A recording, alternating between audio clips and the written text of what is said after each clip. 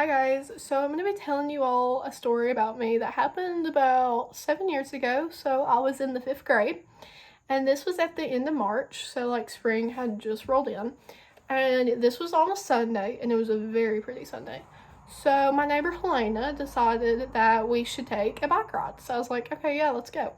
So we went on a bike ride, but before we went on this bike ride, we of course had to get our bikes and like everything we were going to take.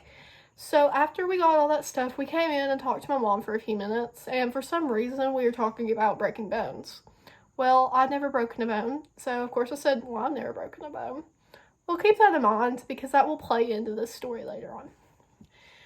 So we go on our bike ride, and let me give you all like a little background before I start talking about like where we go on the bike ride.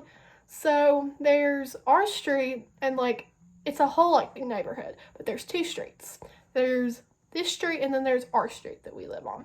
Well, this street has a huge hill that is super steep. Would not recommend going down it on a bike or anything like that because it's probably not going to end well unless you're just like super good at riding bikes. But anyways, that is the hill that Helena wanted to go on. I was like, yeah, Helena, I just don't really think this is the best idea. Like, we should probably just stick to riding around on like flat ground so like neither one of us get hurt. Well, Helena being Helena was like, if you don't go down this hill, I'm gonna call you a chicken. I was like, she did not just say that. Like, I'm not gonna give her the satisfaction to call me a chicken. So I was like, okay, fine, I'll go down the hill. So of course neither one of us like went all the way up because like I said, this is a super steep hill. Like if you go all the way down it, it's not gonna end well.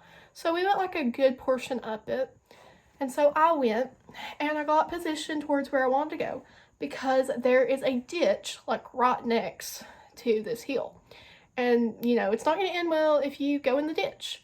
So I got positioned where I wanted to go and I took off. Immediately, as soon as I took off, I lost control because I'm really not the best when it comes to riding bikes. I'm not really good at keeping control of them. So of course, as soon as I took off, I lost control, and can we all guess where I started heading towards? The ditch.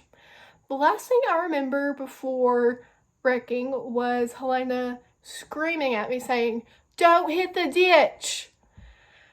And so after that, I blacked out for about 5 seconds, possibly longer. I don't think it was like more than a minute. I don't even think it was a minute. But I blacked out for a few seconds, and when I woke up, Helena was running towards me and she was panicking and she was like, "Haile, are you okay?" I was like, I mean, I think I'm fine. She's like, "Well, we need to get you up because we need to go get you, like, we need to get you all fixed up because you just had a wreck." It's like, yeah. So I turn over and I'm sitting there and I look down at my knee and it's immediately turning blood red, blood gushing everywhere. And my first instinct was to cry because for some reason I've always been one of those people that doesn't like get grossed out by other people's blood, but when it comes to my blood, it's like I cry. It doesn't make any sense, but I do. So I started crying and she's like, "Okay, come on, like we need to get you help."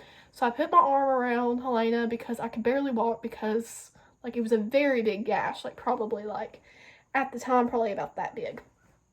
So put my arm around her, limped to our other side of the neighborhood, and her mom and like her siblings were outside, but like my parents weren't, they were inside. So they were outside, and then my neighbor James was outside. Well, he seen me coming and he'd seen that I had like been badly hurt, so he's like, "I'll go get her mom."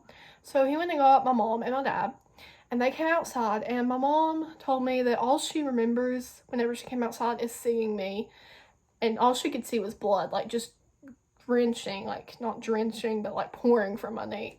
And so they got me inside and they got me to the bathroom, and mom got like literally every first aid kit thing you could think of, and she started, getting hydrogen peroxide, pouring it on there because like I said, this gash was huge. So she puts it on there, she gets it all cleaned up, and then she puts gauze on it. Well, I can't really tell you how many things of gauze we went through because that's how bad like my knee was bleeding, that like it was bleeding through the gauze like literally in 5 minutes. But all while this was going on, my left thumb was literally in so much pain and I couldn't figure out why. I was like, why is my left thumb in pain? So I was like, Mom, like, I was almost crying because it was in so much pain. I was like, Mom, my left thumb is literally, like, I can't feel it. I can't move it. Like, it is in so much pain. She's like, well, I'll take you to the urgent care so they can check out your thumb and your knee. Well, this was a Sunday, so the urgent care wasn't open. So Mom was like, well, crap, I guess we're just gonna go to the hospital tomorrow. So fast forward to the next day, which was a Monday, so of course it was school, but I didn't go because we went to the hospital.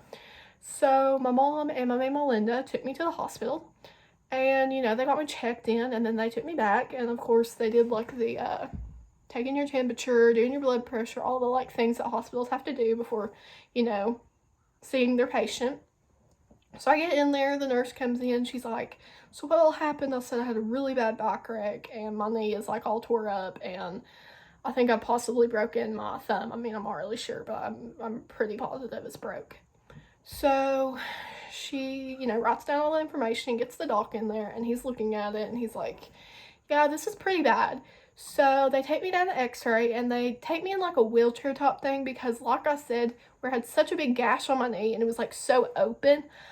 I could not walk very well because it hurt so bad. So they just took me down in a wheelchair and took me down to the x-ray machine. And they made me, whenever they did the x-ray, this is like the x-ray machine thing, they made me go like this. And oh my Lord, it hurt so bad. Like I was in so much pain, wanted to cry so bad. And like the x-ray technician, she felt so bad because she knew I was in so much pain. She's like, it's almost over, honey. I'm sorry that I'm having to do this. But anyways, they take me back to my room and about 20-30 minutes later, they come in and they're like, well, it's definitely broke. But it's not just broke in one place. It's broke in 2 places. Wow. Definitely wasn't seeing that coming. But yeah, it was broke in 2 places. It was broke, I think it was like right around here. I mean, you think I would remember, but I think it was like broke right around here and then down here. So basically, my whole left thumb was like shattered. It was very bad. So they put me in a temporary cast and then sent me to KOC the next week. And then for my knee, they put some like medicine on it, got it all bandaged up, and they sent me on my way.